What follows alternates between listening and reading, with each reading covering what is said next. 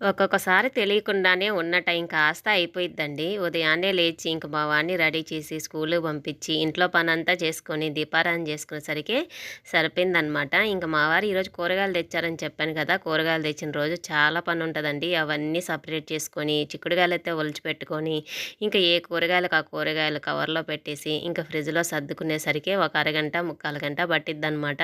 ఇంక ఇవాళైతే ఇంక 11 అయిపోయిందండి వంట దగ్గరికొచ్చేసరికిను.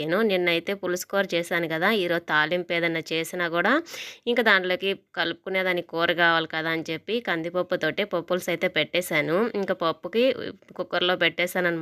ఉడికిపోయింది. ఇంక తిరగమాత పెట్టేదానికి ముందరే వడియాలైతే వేపిచ్చి పక్కనైతే పెట్టేశాను. ఇంక తిరగమాత పెట్టేసి చిక్కుడుగాయలు ఉడకబెట్టి పెట్టాను కదా! ఇంకా అదే బాండీలో తిరగమాత కూడా పెట్టేశాననమాట. మళ్ళీ గిన్నెలు పడ్డాయనుకోండి మరిగిన్ని అనిపిస్తది. అందుకే ఒకే బాండీలో 3 కలిసొచ్చేటట్టయితే చేసేసి చకచక మా వాడికైతే లంచ్ బాక్స్ అయితే పెట్టేశాననమాట. ఇంక వేడి వేడిగా పెట్టేశానండి. ఇంక సాయంత్రం రాంగానే చెప్తున్నాడు, "కాలిపోతుంది మమ్మీ ఎలా తినాలని"